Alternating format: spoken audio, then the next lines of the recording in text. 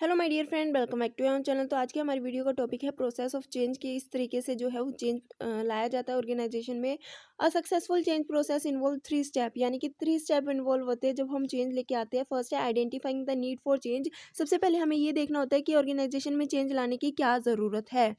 ठीक है, उसके बाद आता है कल्टिवेटिंग अ न्यू बिहेवियर और सब्स्टिट्यूट। उसके बाद हम ये देखते हैं कि किस तरीके से जो है वो चेंज लाया जा सकता है या फिर लोगों का क्या बिहेवियर है इस चेंज के प्रति। उसके बाद आता है feeling comfortable with the new situation, यानी कि अब अगर हमें लगता है कि हाँ एक्चुअल में हमें चेंज लाना है तो हम उस चेंज को लेके आते हैं और सुटेबल होता है। अगर वो चेंज जो है हर कोई जो है कंफर्टेबल है उस चेंज के साथ, तो हम उसको क्या करते हैं, उस चेंज को अपना लेते हैं। तो ये 3 स्टेज थी। सबसे पहले हमें आइडेंटिफाई करना होता है कि इस तरीके का चेंज की ज़रूरत क्यों है। ठीक है, उसके बाद हम क्या करते हैं, कल्टिवेटिंग अ न्यू बिहेवियर और इस सब्स्टिट्यूट। इसके बाद आता है feeling comfortable with the new situations. इसके अंदर हमें 2 मॉडल्स पढ़ने हैं। फर्स्ट है लेवेंस मॉडल। ठीक है, उसके बाद आता है हमारा कॉन्टिन्यू प्रोसेस मॉडल। लेवेंस मॉडल की कुछ लिमिटेशन होने की वजह से हम कॉन्टिन्यूस प्रोसेस मॉडल को पढ़ेंगे और उस लिमिटेशंस को ओवरकम करेंगे। तो सबसे पहले देखते हैं लेवेंस मॉडल क्या कहता है। लेवेंस मॉडल कहता है कि भाई चेंज प्रोसेस के 3 स्टेप्स होते हैं। फर्स्ट है unfreezing the status company, second है movement to a new stage, and third है refreezing the new changes to make it permanent. जो 3 स्टेजेस हमने स्टार्टिंग में पढ़ी है, इसमें वही 3 स्टेजेस है कि पहले जो हम यूज़ कर रहे थे, जो भी हम मेथड को पॉलिसीज़ को फॉलो कर रहे थे, उस पॉलिसीज़ को हमें क्या करना है, रिलीज़ करना है। अब हमें नए चेंज को एक्सेप्ट करना है। सेकंड स्टेज कहती है कि हाँ, हमें एक नए स्टेज की तरफ, एक नई चेंज की तरफ बढ़ना है। थर्ड स्टेज कहती है कि जो चेंज हम लेके आए हैं उसको रिफ्रीज कर देना है। अब हमें उस चेंज को अब परमानेंटली ऑर्गेनाइजेशन में लाना है। तो unfreezing is the process by which people are made to release the need for change, environmental pressure, declining performance, recognition of a problem of or availability of a better way of doing things में speed up unfreezing. क्या कारण है जिसकी वजह से हम organisation में change लाना चाहते हैं। सबसे पहले हमें ज़रूरत देखनी होगी, हो सकता है इन्वायरमेंट का प्रेशर है या फिर जो भी परफॉर्मेंस है वो डिक्लाइन हो रही है। हमें कोई प्रॉब्लम ऑर्गेनाइजेशन में लग रही है या हमें लग रहा है कि हम इससे अच्छा तरीका ढूंढ सकते हैं किसी भी काम को करने का।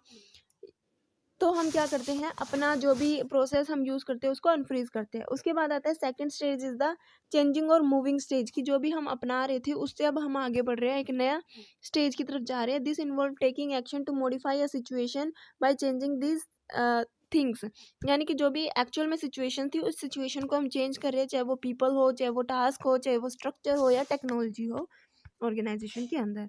उसके बाद आता है final stage in the change process is refreezing, which consist of many making the new task, technology and relation relative permanent. The introduced change are thus reinforced and stabilized, यानी कि जो चेंज लेके आए हैं उसको स्टेबलाइज किया जाता है। अगर ऐसा नहीं होता, when this stage of refreezing is not done, अगर उस चेंज को एक्सेप्ट नहीं किया जा रहा है परमानेंट बेसिस पे, the change introduce are likely to be abandon. जो भी चेंज किया है हमने उसको छोड़ देते हैं with in a short time और इनकम्प्लीटली इम्प्लीमेंटेड। उसके बाद आता है हमारा कॉन्टिन्यूस प्रोसेस मॉडल। ये क्या कहता है, लेवेंस मॉडल हमने पढ़ा, बहुत ही सिंपल था और स्ट्रेट फॉरवर्ड था। However it does not deal with several important issues, कुछ ऐसे इंपॉर्टेंट है जिसके साथ ये डील नहीं करता, उसकी वजह से हमें एक सेकंड मॉडल लेके आना पड़ा। Has the second model of change process, continuous change process model has come into existence. This model treat the change from the perspective of the top management. यहाँ पे जो चेंज देखा जा रहा है वो टॉप लेवल मैनेजमेंट के perspective से देखा जा रहा है। In this approach, top management perceive that certain force or trend call for changes and the issues is referred to organization usual problem solving and decision making process।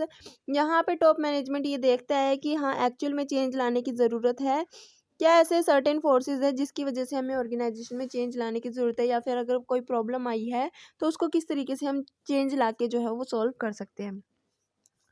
Top management define the goal to be attend after the change. Top management हमें ये बताएगा कि क्या गोल हमें achieve करना है change लाने के बाद।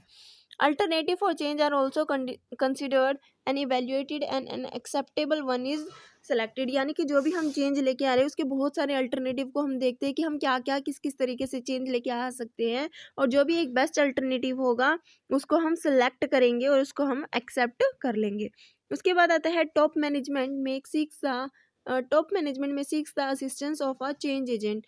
टॉप मैनेजमेंट क्या कर सकता है, एक चेंज एजेंट की असिस्टेंस हेल्प ले सकता है चेंज एजेंट कोई भी हो सकता है, या तो ऑर्गेनाइजेशन के अंदर हो सकता है या फिर ऑर्गेनाइजेशन से बाहर हम क्या कर सकते हैं, उसको अडोप्ट कर सकते हैं, या फिर ऑर्गेनाइजेशन के बाहर से हम चेंज एजेंट को ला सकते हैं। लेकिन जो इंटरनल चेंज एजेंट है उसको हमारी ऑर्गेनाइजेशन के बारे में पता है, हमारी ऑर्गेनाइजेशन की सिचुएशन के बारे में पता है, लेकिन आउटसाइडर को हमारी ऑर्गेनाइजेशन की सिचुएशन के बारे में नहीं पता। तो सबसे पहले वो हमारी ऑर्गेनाइजेशन को जानता है।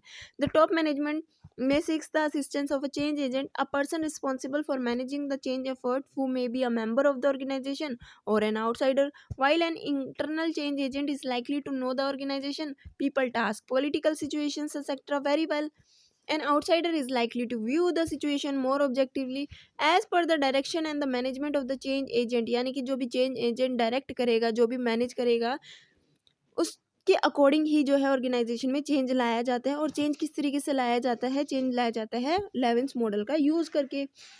ठीक है, लेवेंस मॉडल जो था उसका यूज़ करके ही हम क्या करेंगे, ऑर्गेनाइजेशन में चेंज लाएंगे। जो भी सिचुएशन है उसके अंदर चेंज लाएंगे, ये देखेंगे क्या ज़रूरत है चेंज लाने की, और किस तरीके का चेंज जो है ऑर्गेनाइजेशन में लाया जा सकता है, और जो भी चेंज लेके आए हैं उसको फिर एक्सेप्ट करना और उसको यूज़ करना।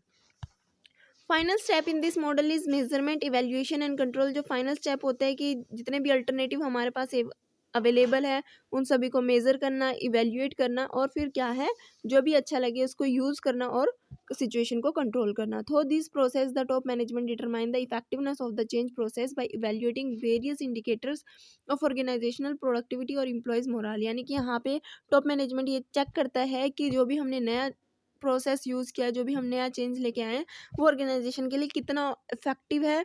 ठीक है, क्या कहीं इस चेंज से हमारी ऑर्गेनाइजेशन की प्रोडक्टिविटी बढ़ रही है, क्या एम्प्लॉयज़ का मोरल बढ़ रहा है। ठीक है, it takes time for It take time for employees to observe even small changes. Much more time and effort may be required for employees to adapt to complex changes. Transition management is the process of systematical planning, organization and implementing change. यहाँ पे कहा गया है कि employees को इन change को accept करने में थोड़ा टाइम लगता है, क्योंकि ये change जो है बहुत ज़्यादा कॉम्प्लेक्स होते हैं।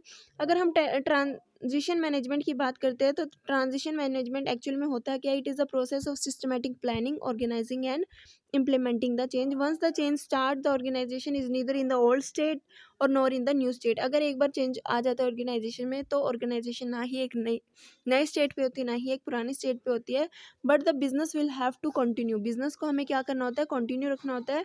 Transition management ensures that business continues while the change is occurring.